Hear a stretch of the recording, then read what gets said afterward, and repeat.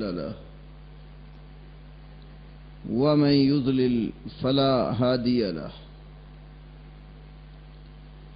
وأشهد أن لا إله إلا الله وحده لا شريك له وأشهد أن محمدا عبده ورسوله أما بعد فإن خير الحديث كتاب الله وخير الهدي هدي محمد صلى الله عليه وسلم وشر الأمور محدثاتها وكل محدثة بدعة وكل بدعة ضلالة وكل ضلالة في النار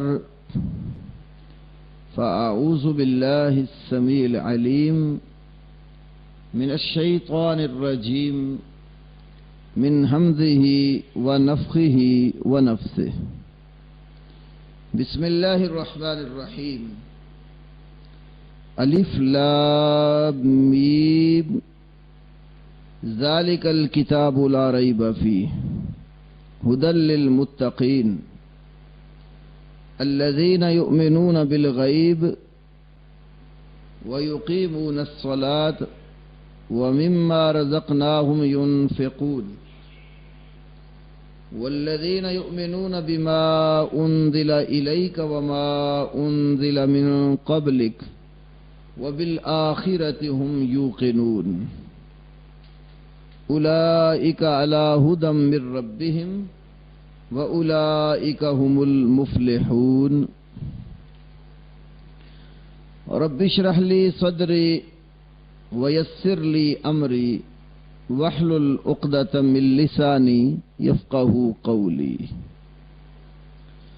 اللهم صل على محمد وعلى آل محمد كما صليت على إبراهيم وعلى آل إبراهيم إنك حميد مجيد اللهم بارك على محمد وعلى آل محمد كما باركت على إبراهيم وعلى آل إبراهيم إنك حميد مجيد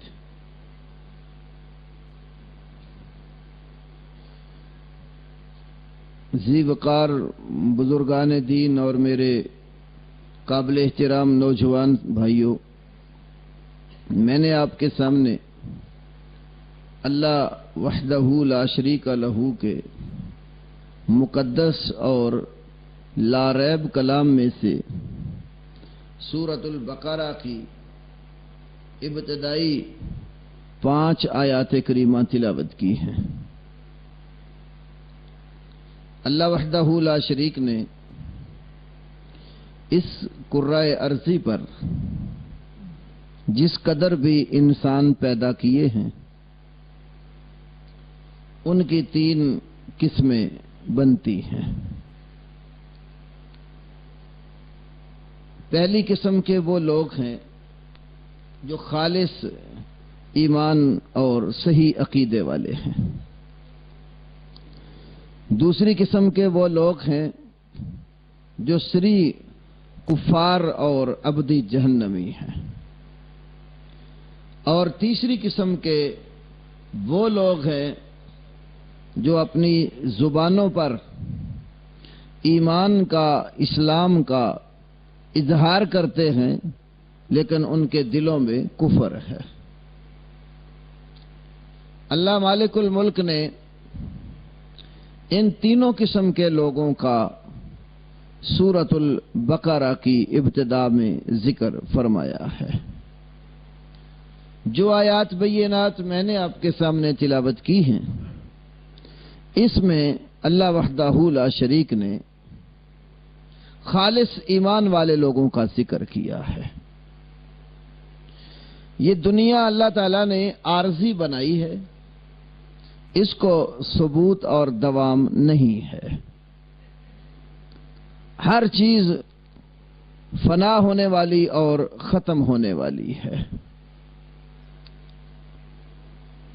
کوئی چیز ایسی نہیں ہے جس کو فنا اور زوال نہیں ہے۔ ایک اللہ واحد کی ایسی ہستی ہے جو ہر قسم کے تغیر، تبدل، فنا، زوال، موت، حوادثات زمانہ سے پاک اور مبرہ ہے، اور اس پاک اور مبرہ، منزہ اور مقدس ہستی کے سوا کائنات کی ہر چیز فانی ہے، ختم ہونے والی ہے، اور اس عارضی زندگی میں جو شخص ایمان اور اس کے تقاضوں کو پورا کر لے گا وہ دنیا میں بھی کامیاب ہے اور آخرت میں بھی کامیاب اور کامران ہوگا۔ تو اللہ نے ہمیں یہاں دنیا میں اچھے اعمال کرنے کے لیے بھیجا ہے۔ ہماری زندگی اگرچہ عارضی ہے، لیکن اس عارضی زندگی میں انسان کامیاب اور کامران تبھی ہوگا جب وہ اللہ وحدہ لا شریک کے احکامات کی اطاعت کرے گا اور اللہ کی ابتلاء اور اس کی آزمائش پر پورا اترے گا۔ اللہ نے سورۃ الملک میں فرمایا هو الذی خلق الموت والحیات لیبلوکم ایکم احسن عملا۔ اللہ وہ ہستی ہے جس نے موت و حیات کو پیدا ہی اس لیے کیا، لیبلوکم، تاکہ وہ اللہ تمہاری آزمائش کرے، ایکم احسن عملا، تم میں سے کون سا ایسا بندہ ہے جو سب سے اچھے عمل کرنے والا۔ تو جتنے اچھے انسان کے اعمال ہوں گے اتنی زیادہ اس کی کامیابی اور کامرانی ہوگی۔ تو اللہ مالک الملک نے کامیاب اور کامران ہونے والے لوگوں کا اپنی اس لاریب کتاب کی ابتدا میں تذکرہ فرمایا۔ پہلے اپنے کلام کے لاریب ہونے کا، شکوک و شبہات سے پاک اور مبرہ ہونے کا ذکر کیا، کیونکہ یہ کتاب انسانوں کی ہدایت کے لیے بھیجی گئی ہے، اور ہدایت کا ذریعہ اللہ پیدا کرتا ہے، اور ہدایت کی توفیق بھی وہی دیتا ہے، اور ہدایت پر چلنے کے لیے جو قانون، ضابطہ، دستور اور پوری رہنمائی ہے وہ بھی اللہ کی طرف سے آتی ہے۔ آدم علیہ السلام کو اللہ نے پیدا کر کے زمین کے اوپر جس وقت مبعوث فرمایا تھا تو اس وقت ہی اللہ نے کہہ دیا قُلْ اهْبِطُوا مِنْهَا جَمِيعًا، ہم نے کہا تم سارے اس جنت سے اتر جاؤ اور زمین پہ چلے جاؤ۔ فَإِمَّا يَأْتِيَنَّكُمْ مِنِّي هُدًى، تمہارے پاس میری طرف سے ضرور ہدایت آئے گی۔ فَمَن تَبِعَ هُدَايَا فَلَا خَوْفٌ عَلَيْهِمْ وَلَا هُمْ يَحْزَنُونَ، جس نے میری ہدایت کی پیروی کر لی ان پر کسی قسم کا کوئی خوف اور غم نہیں ہوگا۔ تو ہدایت اللہ تعالیٰ نے اپنی طرف سے بھیجی اولاد آدم کی رہنمائی اور رہبری کے لیے۔ اللہ نے انہیں پیدا کر کے شترے بے مہار نہیں بنا دیا، عبث اور بیکار نہیں بنایا، پیدا کر کے زمین پہ بھیجا اور ہدایت کا سلسلہ، رہنمائی کا سلسلہ اپنے پاس رکھا، اور مختلف علاقوں اور خطوں میں، مختلف قوموں میں اللہ وحدہ لا شریک وحی کی صورت میں انبیاء رسل کو ہدایت دے کر لوگوں کی طرف بھیجتا رہا۔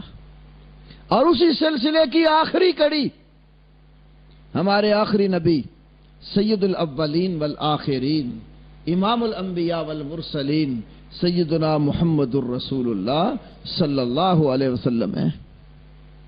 اور آپ پر نازل ہونے والی آسمانی کتابوں میں سے یہ سب سے آخری کتاب ہے۔ جب یہ سب سے آخری کتاب ہے اور تا قیام قیامت لوگوں کی رہنمائی کے لیے اس نے رہنا ہے، اللہ نے اس کی حفاظت کا ذمہ بھی لیا اور اس میں کسی قسم کی کوئی کجی پیدا نہیں ہونے دی۔ فرمایا لا ریب فیہ، اس میں کسی قسم کا کوئی شک نہیں۔ میں قرآن حکیم سے ایک بات عرض کرنے لگا ہوں، آپ غور کیجیے۔ یہ سورۃ الکہف کی پہلی آیت کریمہ ہے، 15واں پارہ۔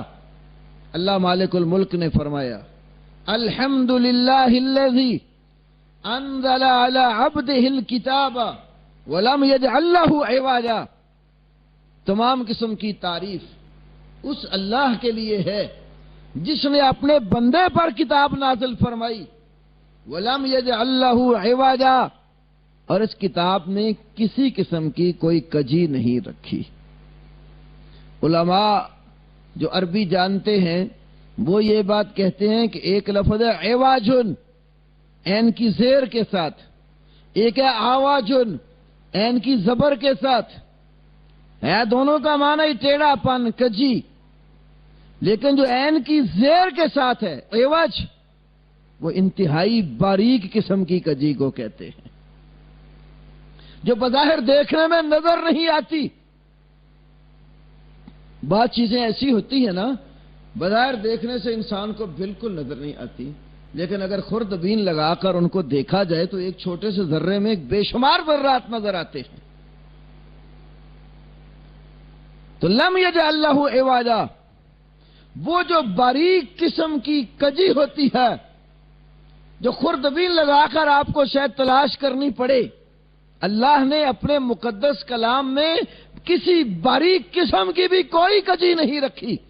لم یجعل لہ عوجا، کوئی خوردبین لگا کر اللہ کی اس پاک کتاب میں نقص نکالنا چاہے، کوئی اس میں کمزوری بتانا چاہے، تو کسی میں ہمت نہیں ہے کہ اللہ کے اس کلام میں ہلکی سی بھی کجی خوردبین لگا کر ڈھونڈ کر دے دے۔ یہ اتنی شاندار اور لارحب کتاب ہے، اور اللہ نے خالص عربی زبان میں نازل فرمائی، کیونکہ عربی زبان دنیا کی جتنی زندہ زبانیں ہیں سب پر فوقیت رکھتی ہے۔ آج لوگ انگریزی زبان کو بڑی اہمیت دیتے ہیں، اور جہلاء بھی جو بالکل پڑھے ہوئے نہیں ہوتے اپنی روزمرہ کی گفتگو میں انگریزی کے 2-4 لفظ یاد کر کے استعمال کرنے کی کوشش کرتے ہیں، کہ جو اپنی زبان میں انگریزی کے محاورے یا بعض فقرات اور الفاظ استعمال کرے سمجھتا ہے اس کو یہ بہت بڑی بات ہے۔ لیکن یقین جانیے انگریزی زبان میں اتنی ہمت ہی نہیں ہے وہ اللہ کی جو قرآن کی زبان ہے اس کا مقابلہ کرے۔ بڑے بڑے پڑھے لکھے لوگ اور بڑے بڑے ڈاکٹر حضرات PhD کیے ہوئے علوم میں ماہر اس دنیا میں ہے، لیکن قرآن کا ترجمہ کرنے سے ڈرتے ہیں، ترجمانی کر لیتے ہیں لیکن قرآن کے لفظوں کا ترجمہ کرنے سے اس لیے ڈرتے ہیں کہ کہیں ہم سے خطا نہ ہو۔ مجھے اچھی طرح یاد ہے ایک دفعہ دارالسلام والوں نے جب قرآن پاک کی تفسیر جو ابن کثیر ہے اس کو عربی میں کنورٹ کیا، بڑے بڑے علماء جو پڑھے لکھے لوگ ہیں ان سے کام لیا، جب یہ تکمیل ہوگی اس کی تو انہوں نے اردو بازار کے قریب ایک جگہ پر اس کی تقریب کی۔ اس تقریب رونمائی میں اس وقت جو وفاقی مذہبی امور کا وزیر تھا ڈاکٹر محمود غازی، اس کو دعوت دی انہوں نے، اور بھی بڑے لوگ بلائے۔ ڈاکٹر محمود غازی نے اپنے بیان میں کہا کہ ہم نے گورنمنٹ لیول پر پروگرام بنایا کہ یہ جو ابن کثیر ہے اس کو ہم انگریزی زبان میں منتقل کریں، لیکن قرآن پاک کے بے شمار ایسے مرحلے تھے کہ بڑے بڑے جو پروفیسر اور ڈاکٹر حضرات جو ہیں وہ بھی عاجز آ گئے قرآن کا ترجمہ کرنے سے۔ دیگر زبانوں میں یہ وسعت نہیں ہے کہ قرآن جو ایک لفظ میں کسی بات کو واضح کرتا ہے وہ زبانیں بھی ایک ہی لفظ میں اس کا معنی کر دیں۔ میں اس کی ایک مثال دیتا ہوں آپ کو. یہ پہلا پارہ ہے. اللہ تعالیٰ نے نفاق والے لوگوں کی مثال بیان کرتے ہوئے یہاں ایک بات ذکر کی ہے. او کصیب من السماء فیہ ظلمات ورعد وبرق. اب سیب کا معنی علماء نے بارش بھی کیا اور بادل بھی کیا. اب یہ جو بادل ہے نا، اردو میں ہمارے پاس یہی لفظ استعمال ہوتا ہے اس کے لیے، بادل، با الف دال اور لام. لیکن بادلوں کے اوصاف مختلف ہیں. بعض بادل ایسے ہیں جن کے اندر اندھیرا ہوتا ہے اور بجلیاں کڑکتی ہیں. بعض بادل ایسے تو بالکل سفید ہوتے ہیں، کالے نہیں ہوتے. بعض بادل ایسے ہیں وہ آتے ہوئے دکھائی دیتے ہیں، یوں ہی لگتا ہے جیسے ابھی بارش برسنے والی ہے، پانی سے لدے ہوئے. بعض بادل ایسے ہیں جن سے پانی یوں لگتا ہے جیسے نچڑ رہا ہے. اللہ مالک الملک نے بادل کی یہ مختلف صفتوں کو الگ الگ قرآن میں ایک ایک لفظ میں سمویا ہے. ہمیں ترجمہ کرنا پڑے تو بادل کے ساتھ ہمیں کہیں سفید لگانا پڑتا ہے لفظ، کہیں ہمیں گرج چمک لگانا پڑتا ہے، کہیں ہمیں اندھیرے یا سیاہ کالے بادل کہنا پڑتا ہے. لفظ بادل پورا اس کی ترجمانی کرتا ہی نہیں جو قرآن بیان کرتا. ایسا بادل جس کے اندر اندھیرا ہو، گرج چمک بھی ہو، بجلیاں کڑک رہی ہوں، قرآن اسے سیبن کہتا ہے. وہ بادل جو بالکل وائٹ اور سفید ہے، اندھیرا نہیں جس میں، قرآن اس کو مزنن کہتا ہے. میم زا اور نون ایک ہی لفظ بولا. وہ بادل جو آتا ہوا دکھائی دے رہا ہے اور یوں لگتا ہے ابھی بارش برسے گی، قرآن اس کو عارضن کہتے ہیں، عین الف را اور ضاد. وہ بادل جو پانی سے لدا ہوا اور اسے پانی نچڑ رہا ہے، قرآن اس کو معصرات کہتا ہے. اور عام مطلق بادل کے لیے قرآن نے سحاب کا لفظ بولا ہے. آپ دیکھیں عربی میں کتنی وسعت ہے، انگریزی زبان میں بھی نہیں ہے. اس میں بھی ساتھ آپ کو ایک لفظ میں ایک عربی کے ایک لفظ کا ترجمہ پورا نہیں ہوگا، ساتھ اور الفاظ لگا کر آپ کو اس کی ترجمانی کرنی پڑے گی. تو زندہ سب سے اعلیٰ، افضل، برتر، فصیح اور بلیغ زبان میں اللہ نے قرآن نازل کیا. کون اس کا مقابلہ کرے؟ امام ابن عادل دمشقی قرآن کے بہت بڑے مفسر گزرے ہیں. اللباب فی علوم الکتاب کے نام پر 20 جلدوں میں قرآن کی ان کی تفسیر چھپی ہے. اپنی کتاب میں انہوں نے ایک روایت درج کی، کہتے ہیں عرب کے فصحاء اور بلغاء نے، بلیغ زبان بولنے والے لوگوں نے ایک جملہ لکھا. یہ جو ہمارے معاشرے میں قتل و غارت ہو رہی نا، اب قتل و غارت کی روک تھام کیسے ہو؟ اگر ایک شخص بلا وجہ، جس کو اختیار ہی نہیں ہے، وہ کسی دوسرے آدمی کو قتل کر دیتا ہے، تو قصاص میں قاتل کو مقتول کے بدلے میں جب قتل کر دیا جائے گا تو کسی کو آئندہ ہمت نہیں ہوگی بے جا قتل و غارت کرنے کی. انہوں نے اس مفہوم کو ادا کرنے کے لیے ایک جملہ بنایا 14 حروف پر مشتمل. کیا جملہ بنایا؟ القتل انفا للقتل. قتل قتل کی نفی کرتا ہے. قتل ہو گیا، بندہ مر گیا، مقتول ہوا، اس کے بدلے میں قاتل کو قتل کر دو گے تو قتل کی روک تھام ہو جائے گی کہ قتل قتل کی نفی کرتا ہے. قاتل کو مقتول کے بدلے میں مارو، قتل و غارت آہستہ ختم ہو جائے گی. 14 حرف ہے. القتل اس میں 5 حرف ہیں. انفا 4 حرف ہے اس میں. لیل قتل میں بھی 5 ہیں. کل 14 حرف. جملہ لکھا کاغذ پر، کعبے میں لٹکا دیا اور کہا اس سے کم حرفوں میں یہ قتل کی روک تھام والا کوئی جملہ ہو سکتا ہی نہیں ہے. اللہ مالک الملک نے ان کا یہ غرور اور نخوت اور ان کا یہ تکبرانہ جملہ توڑ دیا. کیا فرمایا؟ فی القصاص حیات، قصاص میں زندگی ہے۔ ان کے جملے میں وہ پاور نہیں ہے جو فی القصاص حیات میں ہے۔ انسانی معاشرے کو جینے کا حق اور زندہ رہنے کی صحیح معنوں میں توفیق معاشرے میں تبھی ملتی ہے جس میں قصاص کا نظام نافذ ہو۔ فی القصاص حیات، فی میں 2 حرف ہے اور القصاص میں 6 ہے، کل 8، حیات 4 حرف ہے، اس میں 8 اور 4 12۔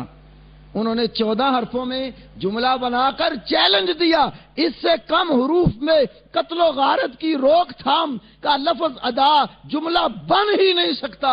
اللہ نے 2 حرف اور کم کر کے 12 حرفوں میں قرآن پاک میں یہ مفہوم سمجھایا، فی القصاص حیات۔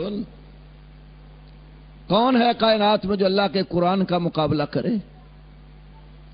یہی حروف تہجی ہے نا، الف با تا سا یا تک، انہی حرفوں سے جوڑ کر قرآن کے لفظ بھی بنے ہوئے ہیں۔ عربی جملہ خالی بنانا نہیں ہوتا، عربی تو وہ بھی بولتے تھے، لیکن عربی جملے میں اس کلام نے پاور اور مختلف مختصر حروف میں بہت بڑی مراد کا سما جانا، یہ اللہ کے کلام کا اعجاز ہے۔ چھوٹے سے لفظ میں اللہ تعالیٰ ایک بہت بڑا معانی کا سمندر پرو دیتا۔ اللہ نے عرب کے لوگوں کو چیلنج کیا، وہ کہا کرتے تھے یہ تو کلام محمد صلی اللہ علیہ وسلم نے خود بنایا، محمد صلی اللہ علیہ وسلم نے یہ کلام خود بنا کر پیش کیا اور کہتا ہے کہ اللہ کی طرف سے ہے۔ اللہ مالک الملک نے ان کی اس بات کی تردید کرتے ہوئے کہا، اللہ تعالیٰ نے فرمایا کہ میرے نبی نے یہ کلام نہیں لکھا، نہ بنایا ہے۔ کیوں؟ وَلَا تَخُطُّهُ بِيَمِينِكَ إِذًا لَارْتَابَ الْمُبْطِلُونَ، آپ تو اپنے دائیں ہاتھ مبارک سے لکھتے ہی نہیں کہ باطل پرست شک کر سکے کہ محمد صلی اللہ علیہ وسلم نے لکھ کر پیش کیا۔ اللہ نے آپ کو کتابت کرنا، لکھنا سکھایا نہیں، دائیں ہاتھ سے لکھا جاتا ہے۔ وَلَا تَخُطُّهُ بِيَمِينِكَ، دائیں ہاتھ سے آپ لکھتا ہی نہیں کہ باطل پرست شک کر سکے کہ یہ تو خود کتابت کرتا ہے، لکھتا ہے، لکھنا جانتا ہے، تو اس نے خود لکھ کر پیش کر دیا۔ تو اللہ تعالیٰ نے ان کو لکھنا سکھایا ہی نہیں تاکہ کوئی اعتراض ہی نہ کر سکے، اور کہا تم کہتے ہو انہوں نے پیش کیا، جنوں انس سارے جمع ہو جائیں کہ اس جیسا کلام لے آئیں، لا یاتون بمثلہ، قرآن جیسی کتاب لا ہی نہیں سکتے۔ پوری کتاب کی بات کی، لا یاتون بمثلہ، قرآن جیسی کتاب نہیں لا سکتے۔ چیلنج دیا ہے، ہمت تو لے آؤ، لیکن عرب کے لوگوں کو جرت نہ ہوئی کہ چیلنج قبول کر کے اس جیسی کوئی کتاب بنا لائیں۔ اللہ نے پھر اس کو مزید کم کر دیا، چلو پورا قرآن نہیں لا سکتے، فاتو بعشر سور مثلہ مفتریات، اس جیسی 10 صورتیں بنا کر لے آؤ۔ 114 صورتیں ہیں نا کل، تو 112 کو اللہ نے سائیڈ پہ کر دیا، کہا چلو 10 لے آؤ۔ ہاں 114 صورتوں میں 10 کہا اور باقی اللہ تعالیٰ 104 چھوڑ دی، کہا چلو 10 لے آؤ اس جیسی۔ 10 صورتیں لانے کا بھی چیلنج قبول نہ کر سکے، مزید کم کر دیا۔ چلو پورا قرآن دور کی بات ہے، 10 صورتیں بھی بڑی بات ہے۔ تم یوں کر لو، اگر یہ کہتے ہو کہ یہ انسان کا کلام ہے، فَأْتُوا بِسُورَةٍ مِّن مِّثْلِهِ، اس جیسی ایک صورت لے آؤ۔ ایک مقام پر اللہ نے یہ کہا فَلْيَأْتُوا بِحَدِيثٍ مِّثْلِهِ، اس جیسی ایک حدیث لے آؤ۔ علماء نے اس میں لفظ حدیث کے 2 معنی کیے ہیں۔ ایک معروف اور مشہور معنی یہ ہے کہ لفظ حدیث قرآن کا ایک نام ہے، جیسے قرآن کے اور بھی نام ہیں الکتاب، الذکر، اسی طرح الحدیث بھی قرآن کا ایک نام ہے۔ جیسے اللہ کہتے ہیں اللہ نزل احسن الحدیث، اللہ نے یہ سب سے بہتر حدیث نازل کی۔ اور کہیں فرمایا فَبِأَيِّ حَدِيثٍ بَعْدَهُ يُؤْمِنُونَ، اس حدیث کے بعد اب لوگ کس پر ایمان لائیں گے؟ اس لحاظ سے حدیث قرآن کا نام بنتا ہے۔ تو یہاں فَلْيَأْتُوا بِحَدِيثٍ مِثْلِهِ کا مطلب یہ بنے گا کہ اس جیسی کتاب لے آؤ۔ دوسرا حدیث کا جو لغوی معنی ہے، بعض علماء نے یہ بھی بیان کیا کہ حدیث جو ہے یہ ایک بات کو بھی کہتے ہیں نا، وَإِذْ أَسَرَّ النَّبِيُّ إِلَىٰ بَعْضِ أَزْوَاجِهِ حدیثا، جب نبی صلی اللہ علیہ وسلم نے اپنی بیویوں میں سے کسی بیوی کے پاس اپنی کوئی بات چھپا کے رکھی، وہ حدیث ایک بات، ایک جملے کو کہہ دیا گیا۔ اس اعتبار سے حدیث کا یہ بھی معنی بنتا ہے فَلْيَأْتُوا بِحَدِيثٍ مِثْلِهِ کہ پورا قرآن نہیں لا سکتے، 10 سورتیں نہیں لا سکتے، ایک سورت نہیں لا سکتے، فَلْيَأْتُوا بِحَدِيثٍ مِثْلِهِ اس جیسی ایک حدیث، ایک آیت بنا کے لے آؤ۔ لیکن عرب کے کسی بھی شاعر کو، عالم کو، ادیب کو یہ ہمت پیدا نہیں ہوئی کہ وہ اس قرآن جیسی کوئی کتاب، کوئی آیت، کوئی جملہ، کوئی سینٹنس، فقرہ بنا کر لے آئے۔ اس لیے فرمایا ذالک الکتاب لا ریب فیہ، یہ کتاب ایسی ہے اس میں کسی قسم کا کوئی شک، شبہ، تردد ہے ہی نہیں۔ تو اس کے بھیجنے کا مقصد ھدی للمتقین، کتاب آئی ہے، کہیں یہ بھی فرما ھدی للناس، تمام انسانوں کے لیے ہدایت، یہاں فرمایا ھدی للمتقین، پرہیزگار لوگوں کے لیے ہدایت۔ رہنمائی یہ سب کی کرتی ہے، کافر ہو، مسلم ہو، پرہیزگار ہو، غیر پرہیزگار ہو، سب کی رہنمائی کرتی ہے۔ لیکن اس کتاب کا فائدہ صرف متقی کو ہوتا ہے۔ کافر بھی کتاب پڑھتے ہیں، قرآن پڑھتے ہیں، قرآن سے بہت سارے سائنسی علوم جو ہے انہوں نے اخذ کیے ہیں، لیکن وہ راہ راست نہیں پا سکے۔ جو قرآن کا اصل مقصود ہے کہ اس پر چل کر دنیا کی زندگی میں اپنے آپ کو سنوار کے کل آخرت کے عذاب سے بچ جائے، یہ کام نہیں کر سکے۔ تو نفع اس کتاب سے پرہیزگاروں کو ہوتا۔ کئی ہمارے سادہ سے بھائی کہہ دیتے ہیں پرہیزگار تو پہلے ہی پرہیزگار ہوتا ہے، تو اس کی ہدایت کا کیا مسئلہ ہوا؟ ہدایت تو جو پرہیز نہیں کرتے، بے ہدایتیں ہوتے ہیں، ان کے لیے ہونی چاہیے۔ میرے بھائیوں، اللہ نے یہاں اصول دیا ہے، ضابطہ بتایا ہے کہ ہدایت فائدہ اس کا پرہیزگار ہی اٹھا سکتا ہے۔ آپ کسی ڈاکٹر کے پاس چلے جاؤ، مریض کا مرض چیک کر کے، تشخیص کر کے دوا دیتے ہیں، علاج کرتے ہیں، ساتھ دوائی کے پرہیزیں بھی بتا دیتے ہیں کہ یہ کام تم نے نہیں کرنا۔ اب اگر مریض ڈاکٹر کی ہدایت کے مطابق دوا استعمال نہ کرے تو جو فائدہ اس دوائی سے پہنچنا چاہیے مریض کو وہ نہیں ہوتا۔ وہ اس کے لیے جو دوا تجویز کی گئی، ساتھ پرہیز بتائی گئی، وہ پرہیز کرے گا تو اس کا فائدہ ہوگا۔ جب پرہیز ہی نہیں کرے گا تو فائدہ کیا ہوگا؟ تو اللہ وحدہ لا شریک نے پرہیزگاروں کے لیے، متقین کے لیے ہدایت کا ذکر کیا۔ تو بھئی پرہیزگار پھر کون ہوگا قرآن اور سنت کی نظر میں؟ آئیے میں اس کا معنی ذکر کرتا ہوں۔ امام ابن کثیر رحمۃ اللہ علیہ نے اپنی تفسیر میں عبداللہ ابن عباس رضی اللہ تعالی عنہ سے نقل فرمایا، اور ان کے غالباً صحیفے میں بھی یہ بات موجود ہے۔ وہ متقی کا معنی کرتے ہم المؤمنون الذین یتقون الشرک، پرہیزگار وہ ایمان والے ہوتے ہیں جو شرک سے بچتے ہیں۔ المتقین کا معنی ہم المؤمنون الذین یتقون الشرک، یہ تفسیر کی اس آیت کریمہ کی مفسر قرآن حبر الامہ، دعائے رسول کا رزلٹ، ثمرہ اور نتیجہ سیدنا عبداللہ ابن عباس رضی اللہ تعالی عنہ نے۔ ویسے تو آپ نے سنا ہے نا، تقوی، پرہیزگاری کا معنی علماء یہی کرتے ہیں کہ حرام چیزوں سے بچنا اور حلال چیزوں کو اختیار کرنا، اوامر کی پابندی کرنا، نواہی سے اجتناب کرنا۔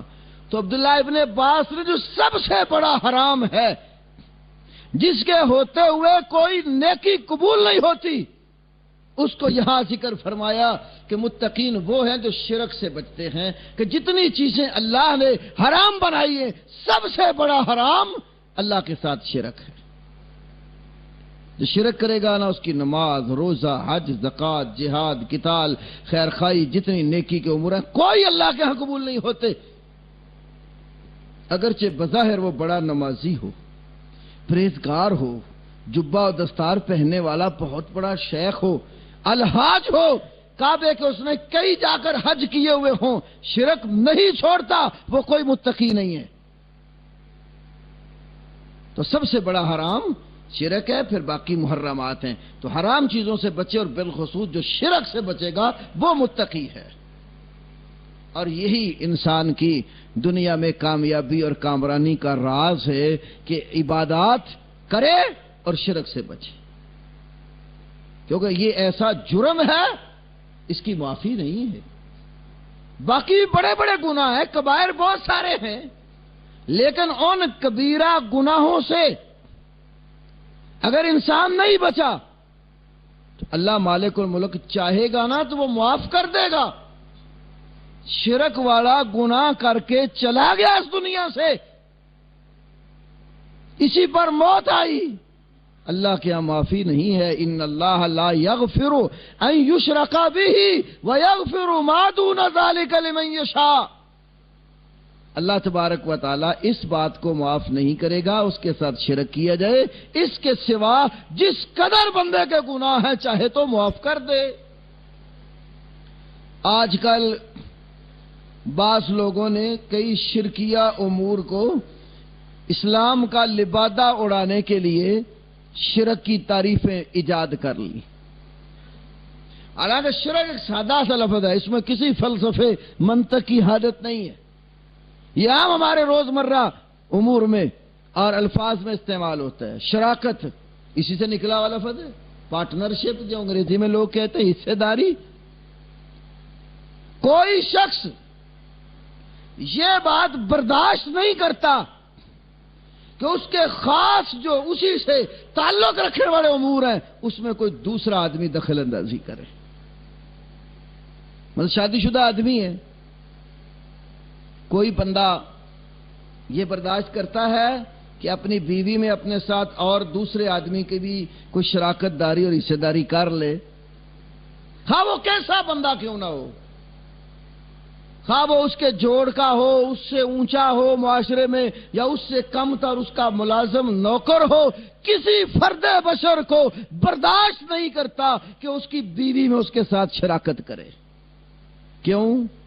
جس کے ساتھ بیائی گئی صرف اسی کا حق ہے۔ تو جو حق صرف کسی ہستی کے ساتھ خاص ہو، اس حق میں آپ کسی دوسرے کو حصے دار بنا دیں، خواہ وہ شخص اپنی جگہ میں بہت بڑے